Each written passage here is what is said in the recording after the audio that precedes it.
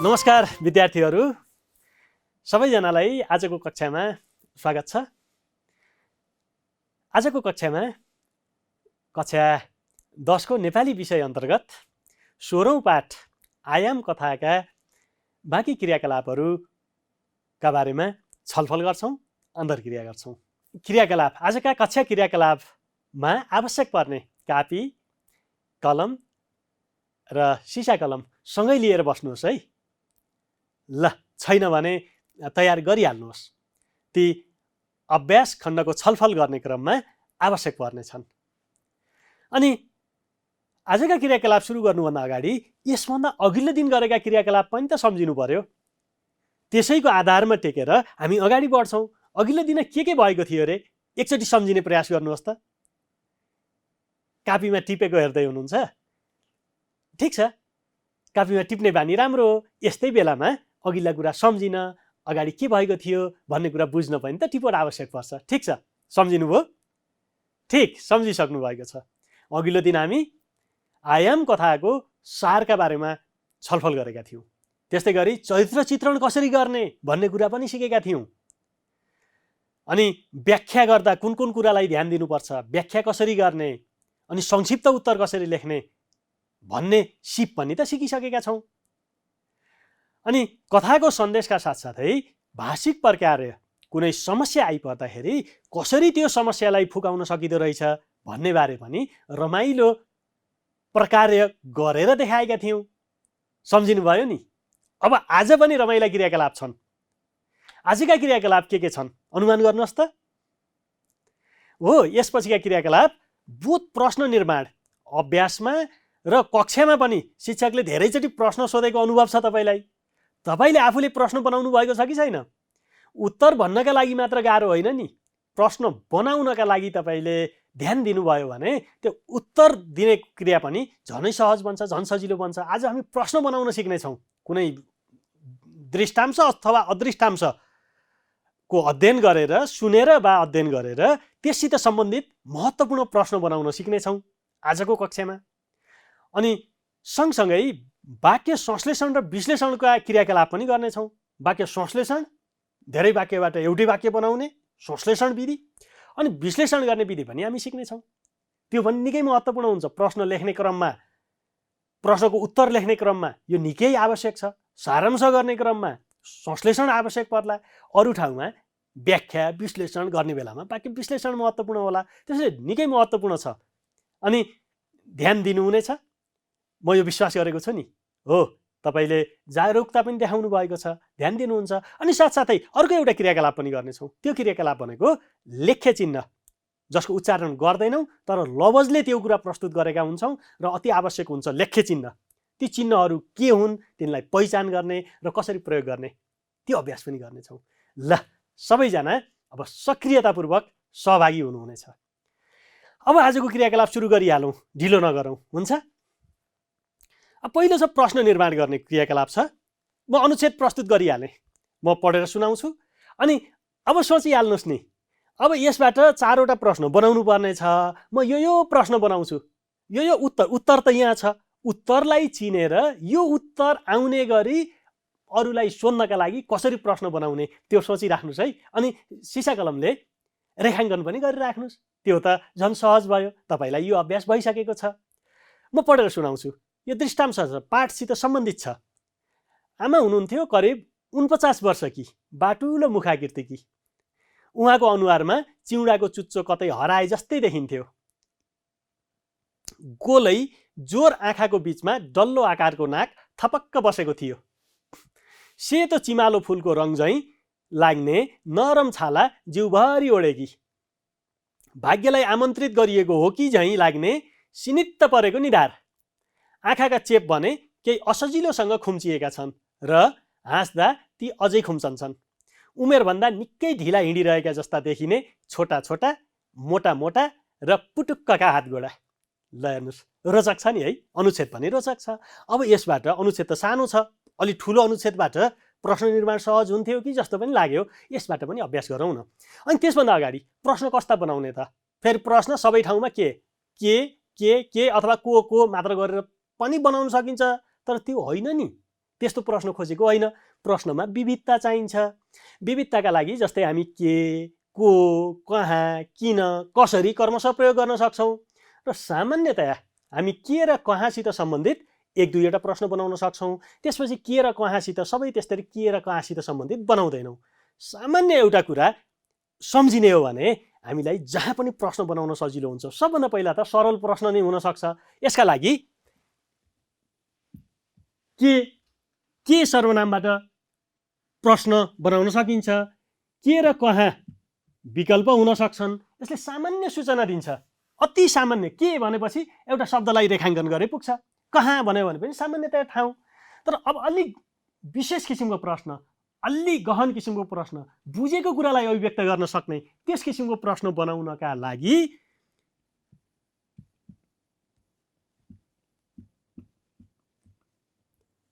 किन र कसरीसित सम्बन्धित प्रश्न पनि राख्नुपर्छ। यसरी प्रश्नमा विविधता ल्याउनुपर्छ। मैले सेतो पाटीमा देखाएँ नि, के कहाँसित सम्बन्धित प्रश्न सुरुमा राख्न सक्छौँ। अनि त्यसपछि कसरी र किनसित सम्बन्धित पनि प्रश्न राख्नुपर्छ। कसरी र किनको उत्तरमा आउने प्रश्नले सम्बन्धित विषयवस्तु बुझ्न सक्यो कि सकेन मात्र होइन, त्यसलाई सहज रूपमा अभिव्यक्त गर्न सक्छ कि सक्दैन भन्ने सिपको समेत मूल्याङ्कन गर्न सक्छ। त्यसैले यसलाई विशेष किसिमको बौद्धिक किसिमको प्रश्न पनि भनिन्छ। अब यो पनि मनमा राखिराख्नुहोस् अनि त्यस्तै किसिमका प्रश्न बनाउनुहोस् है त। कि बनाइसक्नुभयो? हो, ल ठिक छ, बनाइ पनि सक्नु भएको छ। अब मैले केही नमुना प्रश्न प्रस्तुत गर्छु अनि तपाईँले बनाएको प्रश्न र यो प्रश्न मिल्न पनि सक्छ। कुनै कुनै ठाउँमा त्यसलाई संशोधन अथवा परिमार्जन गर्नुपर्ने भए तपाईँ गर्न सक्नुहुन्छ। हेरौँ है त नमुना प्रश्न कस्ता हुन सक्छन्। तर यिनै मात्र प्रश्न होइन, नमुना प्रश्न भन्नुको तात्पर्य यस्तै किसिमका प्रश्न तपाईँ बनाउन सक्नुहुन्छ। तर सबै प्रश्न के र को मात्र राख्नु हुँदैन। अब ल हेरौँ। पहिलो प्रश्न, आमाको उमेर कति थियो?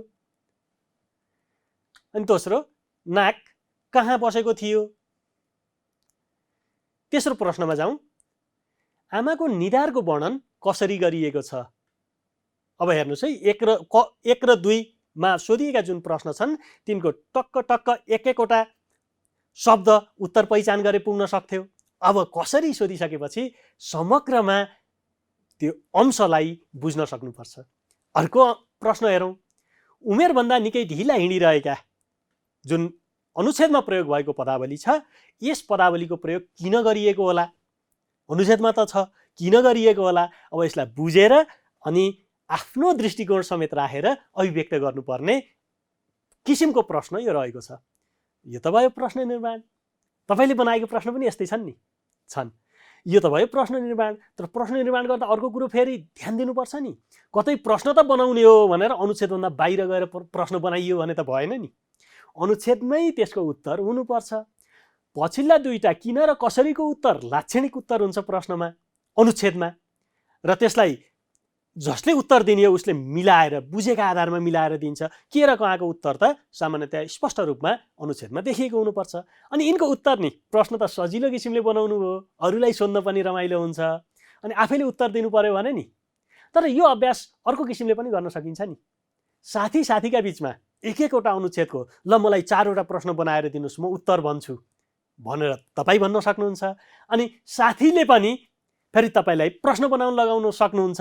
अनि तपाईँलाई प्रश्न बनाउन लगाउन सक्नुहुन्छ अनि उहाँले उत्तर दिनुहुन्छ। यसो गर्दाखेरि बोध क्षमता तिखर बन्छ, बुझ्न सकिन्छ। हरेक अनुच्छेदहरूलाई, हरेक विषयवस्तुलाई बुझ्न सकिन्छ। अब तपाईँले बनाएकै प्रश्नलाई आफै उत्तर दिनु पर्यो भने कसरी दिने? अगाडि हामी बनाएका छौँ नि ती प्रश्नको उत्तर। ल सोच्नुहोस् त के हुन्छ अब? आमाको उमेर कति थियो रे? यति सजिलो है। आमाको उमेर 49 वर्षको थियो। 49 वर्ष थियो। आमाको उमेर 49 वर्ष थियो। नाक कहाँ बसेको थियो? ल यो पनि झन् सजिलो होइन? अझ आफै बनाएको प्रश्न त अझ सजिलो होला। नाक कहाँ बसेको थियो? उत्तर यसको गोला एक जोर आँखाका बिचमा नाक बसेको थियो। तर ध्यान दिनुपर्ने कुरा ध्यान दिनुभएको छ नि। यहाँ माथि पनि कति थियो भनेको छ। यहाँ कहाँ बसेको थियो, कति कहाँको उत्तरमा प्रश्नकै ढाँचामा उत्तर आएको हुनु पर्यो नि। त्यो त ध्यान दिइरहनु भएको छ नि। अनि आमाको निधारको वर्णन कसरी गरिएको छ? ल हेर्नुहोस् अब। आमाका निधारमा कुनै रेखा वा चिन्ह छैनन्। खाली निधारमा भावीले भाग्य लेख्छ भन्ने विश्वास गरिएको छ। आमाको निधार भावीलाई भाग्य लेख्न खाली छोडिएको ठाउँ हो भनी वर्णन गरिएको छ। केही पनि छैन, सिनित्त परेको निधार। उमेरभन्दा निकै ढिला हिँडिरहेका पदावलीको प्रयोग किन गरिएको होला? किन होला? हो, आँखाका चेप खुम्चिनु बाहेक आमामा बुढेउलीका कुनै पनि लक्षण देखिएका छैनन्। उहाँमा जोस जाँगर छ, हात गोडा पुष्ट छन् र समग्रमा उहाँ स्वस्थ हुनुहुन्छ भन्ने कुरा प्रस्ट्याउन उमेरभन्दा निकै ढिला हिँडिरहेका पदावलीको प्रयोग गरिएको हो नि। ल, यो क्रियाकलाप रमाइलो लाग्यो। अब तपाईँले साथीसँग पनि अर्को कुनै अनुच्छेद चयन गरेर यस्तै प्रश्न बनाउन लगाउनुहोस् अनि आफूले पनि प्रश्न बनाएर सोध्नुहोस्। यसले सिकाइ क्रियाकलापलाई अझ सहज बनाउनेछ, अझ सजिलो बनाउनेछ, अझ रोचक बनाउनेछ। अब भने यो दृष्टांशसित प्रश्न निर्माण गरिसकेका छौँ। अदृष्टांश अनुच्छेद पढेर अदृष्टांश अन्तर्गतको भनेको नदेखिएको पाठभित्र नभएको अनुच्छेदसित सम्बन्धित प्रश्न उत्तरको पालो रहेको छ। यसमा पहिला अनुच्छेद पढौँ। तपाईँले किताबमै यो अनुच्छेद पाउनुहुनेछ, अभ्यास खण्डमा यो अनुच्छेद रहेको छ र म यहाँ प्रदर्शन गर्छु। अनुच्छेद हेर्नुहोस् अनि रेखाङ्कन पनि गर्दै गर्नुहोस्। त्यहाँ केही प्रश्न सोधिनेछ, ती प्रश्नको उत्तर दिनका लागि तयार पनि हुनुहोस् है त। अनुच्छेद यस प्रकार छ। बालबालिकाका निम्ति लेखिएको र बालबालिकाद्वारा रचिएको साहित्य बाल साहित्य हो। बाल साहित्यको विषयवस्तु छनौट गर्दा बालकको उमेर, रुचि, आवश्यकता, मनोविज्ञान आदिलाई विशेष ध्यान दिनुपर्छ। बालबालिकामा घुमफिर, खेलकुद, संस्कृति, सहयोग, माया ममता, मेलमिलाप, सम्मान, पुरस्कारका प्रसङ्ग समेटिएका विषय तथा घटनाले कौतूहल सिर्जना गर्छ। कौतूहल भनेको जान्ने इच्छा, कुतूहल, कुतूहलता पनि भनिन्छ। कौतूहल, कौतूहलमा ता लगाउने होइन नि, फेरि कौतूहलता हुँदैन है। धेरै ठाउँ त्यो प्रयोग गरेको पनि भेटिन्छ। कौतूहल, कुतूहलता। जस्तै सुन्दर, सुन्दरमा ता सुन्दरता, तर सुन्दरतालाई नै बताउने अर्को शब्द सौन्दर्य हुन सक्छ। सौन्दर्यता प्रयोग गर्ने होइन, कुतूहल सिर्जना गर्छ। बाल परिवेशका घटनाका रोचक प्रस्तुतिले बालबालिकालाई आफ्नै जीवन तथा क्रियाकलाप पढे जस्तो अनुभूति गराउँछ र मनोरञ्जन प्रदान गर्छ। बाल साहित्यको उद्देश्य यो हुनुपर्छ। विभिन्न विषय क्षेत्रसँग सम्बन्धित तथ्य समावेश भएका रचनाले बाल जिज्ञासाको समाधान गर्न सक्छ। बाल साहित्यले बालबालिकालाई सृजनात्मक क्षमता अभिवृद्धि गर्न मद्दत गर्छ। यसले बालबालिकामा आत्मविश्वासको भावना बढाउन र राष्ट्रप्रेमको भावना जागृत गराउन मद्दत गर्छ। विविध कला, संस्कृति, परम्परामा भएका विशिष्ट मूल्य मान्यता तथा लोक संस्कृतिको हस्तान्तरण गर्न, शब्द भण्डार तथा भाषिक क्षमताको अभिवृद्धि गर्न सहयोग गर्छ। यसै गरी पाठ्यक्रमले निर्देश गरेका सिकाइ उपलब्धि हासिल गराउनका लागि सन्दर्भ सामग्रीका रूपमा पनि बाल साहित्यको उपयोग गर्न सकिन्छ। त्यसैले विद्यालयको पुस्तकालयमा बाल साहित्यका पुस्तक पर्याप्त मात्रामा हुनु जरुरी छ। सूचनाको ज्ञान तथा सृजनशीलको प्रवर्धन गर्दै बालबालिकामा अन्तर्निहित प्रतिभा प्रस्फुटन गर्न बाल साहित्यको आवश्यकता पर्छ। अब प्रश्न तपाईँका लागि, बाल साहित्यको विषयवस्तु छनौट गर्दा के कुरामा ध्यान दिनुपर्छ? अर्को प्रश्न छ, कस्ता विषयले बालबालिकामा कुतूहलता सिर्जना गर्छ? बाल साहित्यको आवश्यकता किन पर्छ? बाल साहित्यका विशेषता के हुन्? अब यी प्रश्नको उत्तर पहिचान गरिसक्नु भएको छ। यीमध्ये धेरै प्रश्नको उत्तर पहिचान गरिसक्नु भएको छ। एकचोटि फेरि यिनैका उत्तरसित सम्बन्धित भएर छलफल गरौँ। तपाईँले पहिचान गरेको उत्तर, तपाईँले टिप्नु भएको उत्तर ठिक छ कि छैन? अब छलफल गरौँ। पहिलो प्रश्न थियो, बाल साहित्यको विषयवस्तु छनौट गर्दा के कुरामा ध्यान दिनुपर्छ? के कुरामा ध्यान दिनुपर्छ? टिप्नु भएको छ नि? छ हो, तपाईँले सही टिप्नु भएको छ। उत्तर त्यही नै हुन्छ। बाल साहित्यको विषयवस्तु छनौट गर्दा बालकको उमेर, रुचि, आवश्यकता, मनोविज्ञान आदि कुरामा ध्यान दिनुपर्छ। अन्यथा बालबालिकाले नै मन नपराए त कसरी बाल साहित्य भयो? अनुच्छेदमा त्यही प्रसङ्ग थियो नि। ठिक छ। दोस्रो प्रश्न पनि त थाहा पाइसक्नु भएको छ। मैले सुरुमै प्रश्न प्रस्तुत गरेको छु। दोस्रो प्रश्न के अरे? कस्ता विषय बालबालिकामा कुतूहलता सिर्जना गर्छ? कस्तो विषय? हो, तपाईँले भने जस्तै विषय। के विषय रे? घुमफिर, खेलकुद, संस्कृति, सहयोग, माया ममता, मेलमिलाप, सम्मान, पुरस्कारका प्रसङ्ग समेटिएका विषय तथा घटनाले बालबालिकामा कुतूहलता सिर्जना गर्छ। ठिक छ, तपाईँले राम्रो किसिमले उत्तर छान्नु भएको छ, उत्तर लेख्नु भएको छ। अब अर्को प्रश्न पनि यहाँ रहेको छ, त्यसको पनि तपाईँले उत्तर तयार गरिसक्नु भएको छ र पनि एकचोटि रुजु गरौँ न। बाल साहित्यको आवश्यकता किन पर्छ? अनुच्छेदमा आधारित भएर उत्तर तयार गरेकाले उत्तर त एउटै हुन्छ, अलिकति शैली मात्र फरक पर्ने हो। तर यहाँ धेरै शैलीको पनि अन्तर देखिँदैन, किनभने प्रश्नकै ढाँचामा उत्तर लेख्नुपर्ने छ। बाल साहित्यको आवश्यकता किन पर्छ? सूचनाको ज्ञान तथा सृजनशीलको प्रवर्धन गर्दै बालबालिकामा अन्तर्निहित भनेको बालबालिकाभित्र रहेको भनेको अन्तर्निहित प्रतिभा प्रस्फुटन गर्न बाल साहित्यको आवश्यकता पर्छ। बाल साहित्यको आवश्यकता किन पर्दो रहेछ? सूचनाको ज्ञान तथा सृजनशीलको प्रवर्धन गर्दै बालबालिकामा अन्तर्निहित प्रतिभा प्रस्फुटन गर्न बाल साहित्यको आवश्यकता पर्छ। अनि अन्तिम प्रश्न थियो, बाल साहित्यका विशेषता के हुन्? तपाईँले टिपिसक्नु भएको छ, लेखिसक्नु भएको छ, ल भन्नुहोस् त। हो, धेरै विशेषताहरू त्यहाँ बताइएको छ। ठिक, त्यही अनुच्छेदमा भएका विशेषताहरूलाई संक्षेपमा टिप्नुपर्छ, संक्षेपमा उत्तर दिनुपर्छ। बाल साहित्यले मनोरञ्जन प्रदान गर्ने, बाल जिज्ञासाको समाधान गर्ने, सृजनात्मक क्षमता, आत्मविश्वास र राष्ट्रप्रेमको भावना जागृत गराउन मद्दत गर्नुका साथै विविध कला, संस्कृति, परम्परामा भएका विशिष्ट मूल्य मान्यता तथा लोक संस्कृतिको हस्तान्तरण र भाषिक क्षमताको अभिवृद्धि गर्न सहयोग गर्नु बाल साहित्यका विशेषता हुन्। विशेषता त अगाडिदेखि पछाडिसम्म अनुच्छेदमा छरिएर रहेका थिए। ती छरिएकालाई एकै ठाउँ ल्याएर यसरी प्रश्न अनुसार प्रस्तुत गर्नुपर्छ। यो क्रियाकलाप पनि रमाइलै रह्यो। हो, रमाउनु भएको छ। अब यसपछि अर्को क्रियाकलाप गरौँ। अर्को क्रियाकलाप रहेको छ व्याख्यासँग सम्बन्धित। व्याख्या गर्ने अभ्यास खण्डमा रहेको छ। व्याख्या गर्नका लागि पाठसित सम्बन्धित तर महत्त्वपूर्ण कुनै भनाइ वा कुनै वाक्य, कहिलेकाहीँ पदावली पनि आउन सक्छ, नत्र समग्र वाक्य दिइएको हुन्छ। व्याख्याका लागि कुनै वाक्य छान्नु भनेको त्यो वाक्य महत्त्वपूर्ण छ भन्नु पनि त हो। अनि त्यसको व्याख्या गर्दा त्यसलाई विस्तार गर्नुपर्छ र पाठ्यांशसित सम्बन्धित भएकाले पाठ्यांशभन्दा धेरै टाढा जानु हुँदैन। तर यहाँनिर झुक्किनु भने हुँदैन है। व्याख्या र सफरसँग व्याख्या फरक हो। सफरसँग व्याख्यामा जस्तो व्याख्यामा स्रष्टाको लामो वृत्तान्त दिइरहनु पर्दैन, स्रष्टाको बारेमा वृत्तान्त दिइँदैन।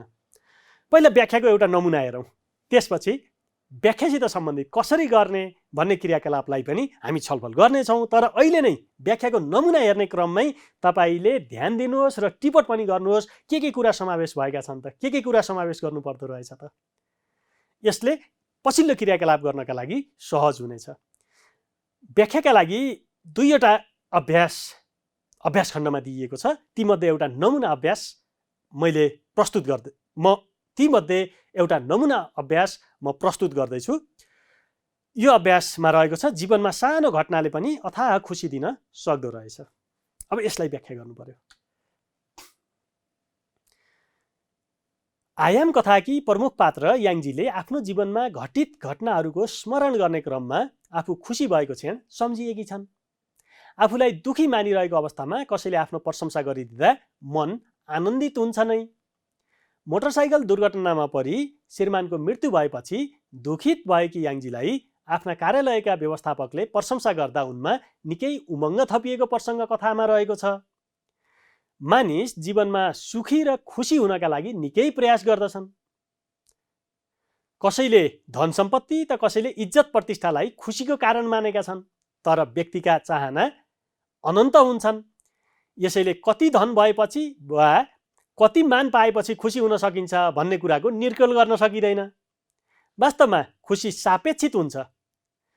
हरेक दिनका घटना र क्रियाकलापले खुसी बोकेर ल्याएका हुन सक्छन्। खुसी चिन्नका लागि भने व्यक्तिको दृष्टिकोण सकारात्मक हुनुपर्दछ। तिमीलाई हरियो कुर्ता र टीका खुब सुहाउँछ भन्ने वाक्यांशले याङजीलाई सूरज कुमारसँग नजिक मात्र गराएको छैन, उनको आत्मविश्वास पनि बढाएको छ। यही एक वाक्यले याङजीमा सृजनशील जीवन जिउने रहर जागेको छ। आफूले गरेको सानो सहयोगले कसैको जीवनमा आमूल परिवर्तन आयो भने मनभित्रैबाट खुसी हुन्छ। यस्तै आफ्ना कामको प्रशंसा हुँदा सबैको मन रमाउँछ। वास्तवमा मानिस प्रशंसाको भोको हुन्छ। ससानो काममा पनि कसैले प्रशंसा गरिदियो भने ऊ फुरुङ्ग हुन्छ, उसको आत्मबल बढ्न थाल्दछ। आफ्नो पहिरनको प्रशंसाले मात्र पनि याङजीको जीवन दृष्टि नै बदलिएको छ। खुसी हुनका लागि धेरै धन सम्पत्ति वा बहुमूल्य चिज नै आवश्यक पर्छ भन्ने छैन। वास्तविक खुसीका लागि त सकारात्मक सोचसहितको व्यवहार आवश्यक पर्दछ। सही ठाउँमा गरिएको प्रशंसाले व्यक्तिलाई अनन्तकालसम्म खुसी राख्न सक्छ। जीवन बदल्नका लागि सानै घटना पनि पर्याप्त हुन सक्छ। यसरी दिइएको अंशलाई व्याख्या गर्न सकिन्छ। विद्यार्थीहरू, व्याख्या सम्बन्धी नमुना अभ्यास गरिसक्यौँ। अब व्याख्या गर्दाखेरि कुन कुन कुरालाई ध्यान दिने त? यो त भन्नु पर्दैन जस्तो लाग्यो। हो, तपाईँलाई त्यस्तो लाग्छ, किनभने हरेक पाठमा व्याख्यासित सम्बन्धित अभ्यासहरू रहेका छन्। तपाईँले सबै पाठमा यी अभ्यास गरिसक्नु भएको छ। तर पनि केही पक्षमा विशेष ध्यान दिनुपर्छ। त्यसलाई पुनस्मरण गराउने प्रयास मैले गरेको छु।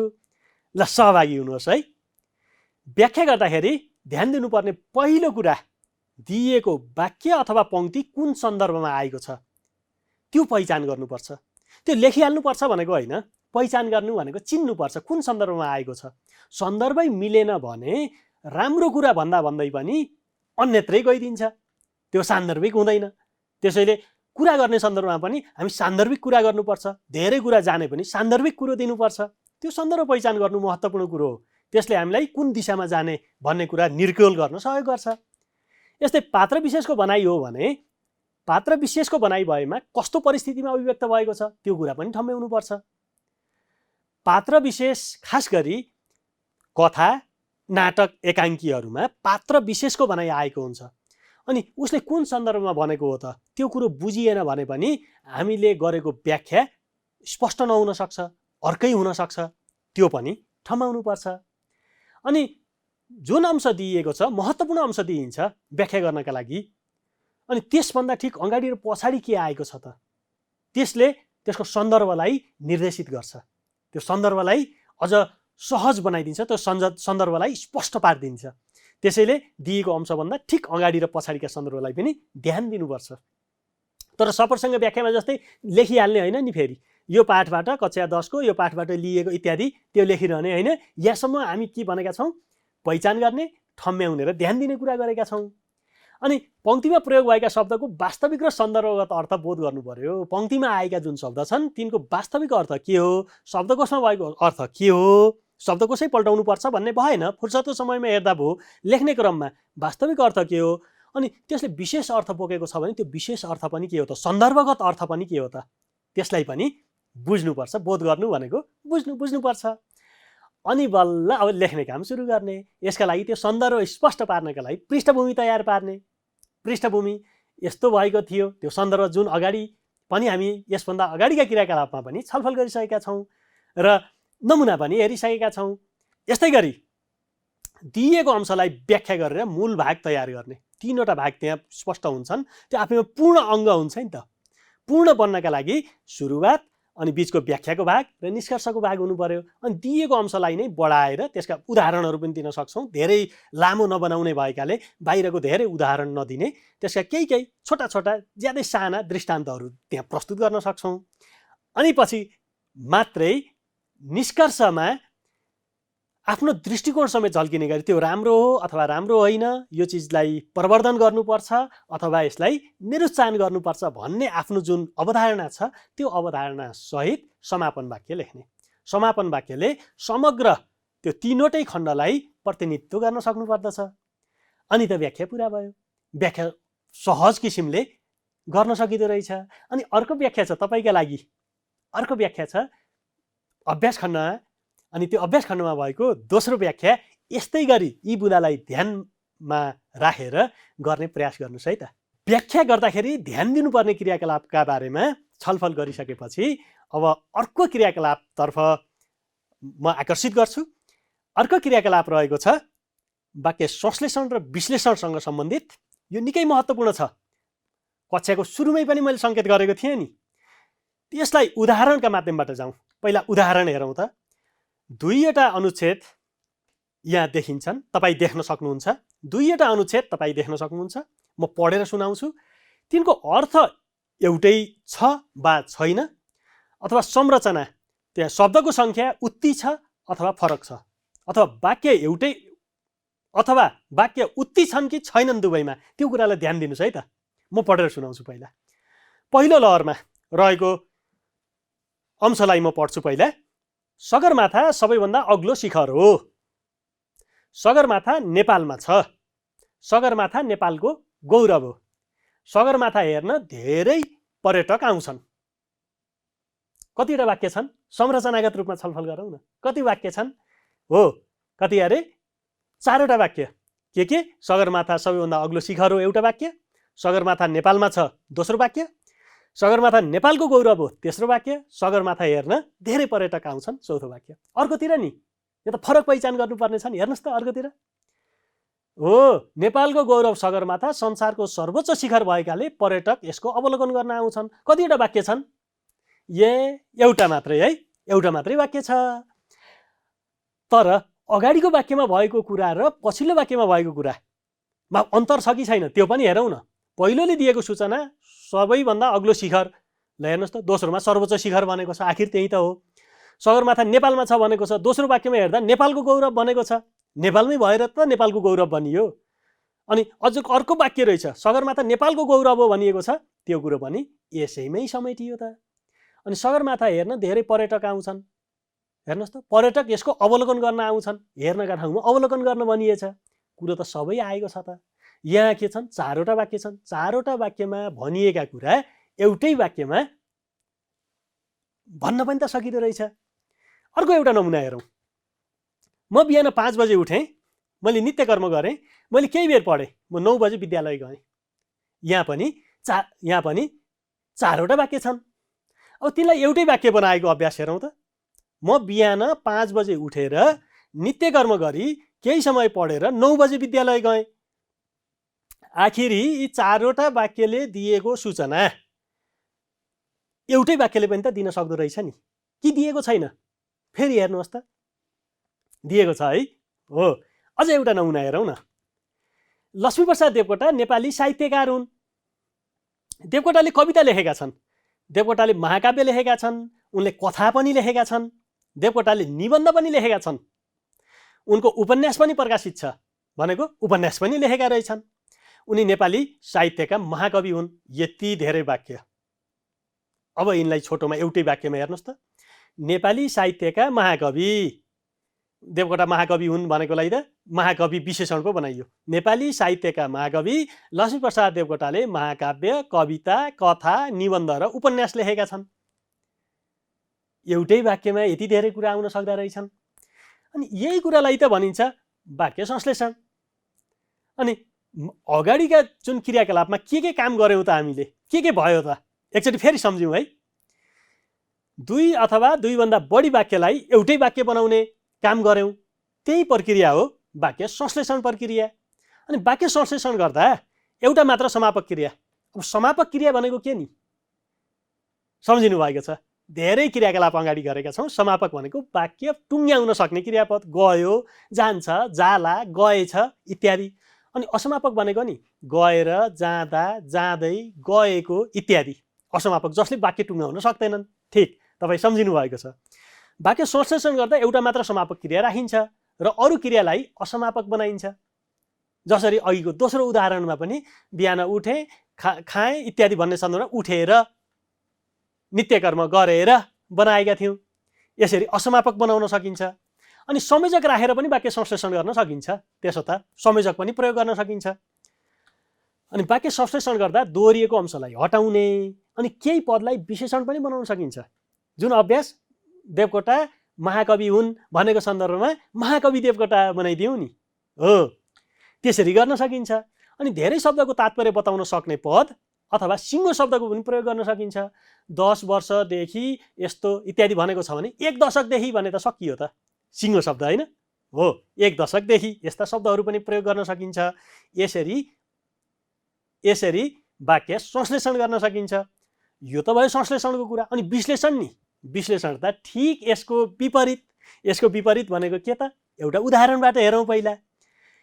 उदाहरण, हिमाल, पहाड र तराई मिलेर बनेको नेपालमा बहुजाति, भाषा र संस्कृतिका मानिस एक आपसमा मिलेर बसेका छन्। अब विश्लेषण गर्नु पर्यो। यो त एउटै वाक्य छ, यसलाई विश्लेषण गरेर धेरै बनाऊ न, कति बन्न सक्दो रहेछ। ल हेर्नुहोस्, नेपालमा हिमाल छ, त्यही सूचनालाई प्रयोग गर्नु पर्यो। यहाँ पहाड पनि छ, नेपालमा तराई पनि छ, यहाँ ब्राह्मण, क्षेत्री, नेवार, राई, लिम्बू, तामाङ, गुरुङ, मगर आदि धेरै जातका मानिस बसोबास गर्छन्। उनीहरूका भाषा पनि फरक फरक छन्, उनीहरूले मान्ने संस्कृति पनि भिन्न भिन्न छन्। नेपालीहरूमा एकता छ। यति धेरै बनाउन सकिँदो रहेछ, त्यही सूचनालाई विस्तार गर्न सकिँदो रहेछ। संश्लेषणको धेरै अभ्यास गरिसकेकाले विश्लेषण बुझ्न त अझै सहज भयो, झनै सहज भयो। अनि विश्लेषणलाई कसरी सम्झिने नि? सम्झिसक्नुभयो, ठिक छ। एउटा वाक्यबाट दुई अथवा दुईभन्दा बढी वाक्य बनाउने कामलाई वाक्य विश्लेषण भनिन्छ, जुन क्रियाकलाप हामीले गरिसक्यौँ। अब वाक्य संश्लेषण र विश्लेषणसित सम्बन्धित एउटा बोधात्मक अनुच्छेद रहेको छ, त्यस अनुच्छेदका बारेमा छलफल गरौँ। पहिला म अनुच्छेद पढेर सुनाउँछु। धेरै सरल वाक्य जोडेर एउटै छरितो वाक्य बनाउने कार्य वाक्य संश्लेषण हो। वाक्य विश्लेषण वाक्य संश्लेषणको ठिक विपरीत हुन्छ, हामीले छलफल गरिसकेका छौँ। यसमा जोडिएका वाक्य टुक्राइन्छ। वाक्य संश्लेषण र विश्लेषणको अभ्यासबाट कुनै पनि लेख रचनाका लागि उत्कृष्ट वाक्य बनाउन सकिन्छ। यसको अभ्यास गरिरहनुपर्छ। यस्तो बानीले भाषामा राम्रो नियन्त्रण रहन्छ। यसबाट थोरै शब्दमा आफ्ना भाव अभिव्यक्त गर्न सकिन्छ, लेखाइमा द्रुतता आउँछ। यो क्रियाकलाप तपाईँको पाठ्यपुस्तकमा पनि छ। दुई वा दुईभन्दा बढी सरल वाक्यलाई एक सरल, मिश्र वा संयुक्त वाक्यमा रूपान्तरण गर्ने यस्तो प्रक्रियामा भाषाका ज्ञानको आवश्यकता हुने, वाक्यमा मुख्य क्रियाको चयन गर्नुपर्ने, पूर्वकालिक वा असमापिका क्रियाको चयन गर्नुपर्ने, हामी छलफल पनि गरिसकेका छौँ।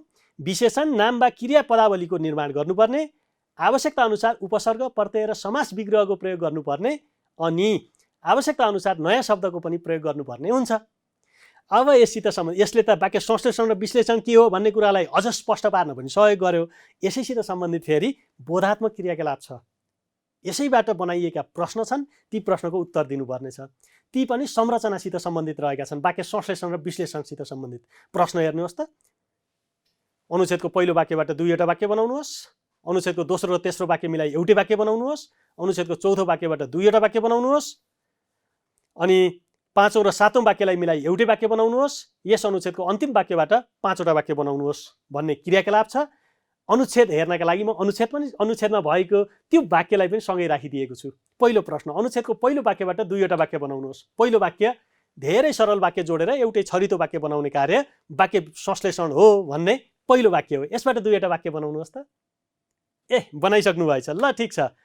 धेरै सरल वाक्य जोडेर एउटै छरितो वाक्य बनाउन सकिन्छ, यस कार्यलाई वाक्य संश्लेषण भनिन्छ। निकै सहज है। अर्को अभ्यासमा जाउँ। अनुच्छेदको दोस्रो र तेस्रो वाक्य मिलाई एउटै वाक्य बनाउनुहोस्। दोस्रो र तेस्रो वाक्य के छन् त? ल हेर्नुहोस्, वाक्य विश्लेषण वाक्य संश्लेषणको ठिक विपरीत हुन्छ। यसमा जोडिएका वाक्य टुक्राइन्छ। अब यसबाट गर्नुपर्ने काम छ एउटै वाक्य बनाउने।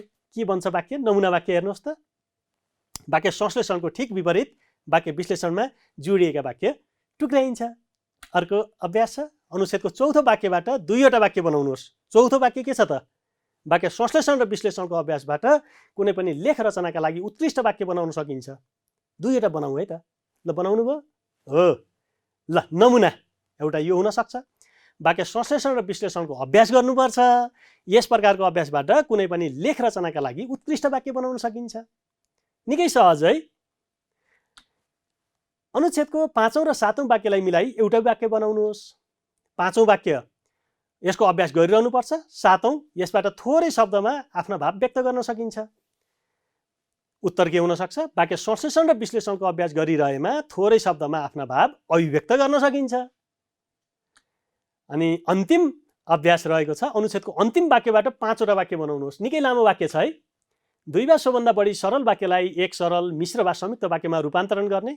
यस्तो प्रक्रियामा भाषाकै ज्ञानको आवश्यकता हुने, वाक्यमा मुख्य क्रियाको चयन गर्नुपर्ने, पूर्वकालिक वा असमापिका क्रियाको चयन गर्नुपर्ने, विशेषण, नाम र क्रिया पदावलीको निर्माण गर्नुपर्ने, आवश्यकता अनुसार उपसर्ग, प्रत्यय र समास विग्रहको प्रयोग गर्नुपर्ने, अनि आवश्यकता अनुसार नयाँ शब्दको पनि प्रयोग गर्नुपर्ने हुन्छ। यसबाट के बनाउनुहुन्छ? पाँचवटा वाक्य बनाउनु पर्नेछ। ल हेर्नुहोस् त। दुई वा सोभन्दा बढी सरल वाक्यलाई एक सरल, मिश्र वा संयुक्त वाक्यमा रूपान्तरण गर्नुपर्छ। यस्तो प्रक्रियामा भाषाको ज्ञान आवश्यक हुन्छ। वाक्यमा मुख्य क्रियाको चयन गर्नुपर्छ। पूर्वकालिक वा असमापिका क्रियाको चयन गर्नुपर्छ, विशेषण नाम र क्रियापदावलीको निर्माण गर्नुपर्छ। यसरी बोधात्मक प्रश्नसित सम्बन्धित रहेका वाक्य संरचनाका क्रियाकलापहरू गर्न सकिन्छ। विद्यार्थीहरू, आजको कक्षामा हामीले लेखाइसित सम्बन्धित निकै महत्त्वपूर्ण क्रियाकलापहरू गऱ्यौँ। यससित सँगसँगै लेख्नका लागि आधारभूत सिपका रूपमा रहेको वाक्य संश्लेषण र विश्लेषणको क्रियाकलाप पनि गऱ्यौँ। तपाईँलाई यो निकै सहयोगी सिद्ध भयो होला। आजको क्रियाकलापलाई यहीँ समापन गरौँ अनि यिनै क्रियाकलापसित सम्बन्धित अन्य अभ्यासहरू पाठ्य पुस्तकको अभ्यास खण्डमा रहेका छन्, ती अभ्यासहरू कापीमा गर्नुहोला। यिनै क्रियाकलापसित सम्बन्धित अरू अभ्यासहरू पाठ्य पुस्तकमा रहेका छन्, ती अभ्यास गरेर आफूभन्दा जान्ने व्यक्तिलाई देखाउनु होला। यो तपाईँका लागि आजको गृह कार्य रह्यो र आजको कक्षामा सक्रियतापूर्वक सहभागी हुनुभएकोमा धेरै धेरै धन्यवाद। आजको कक्षा यही समापन गरौँ। धन्यवाद।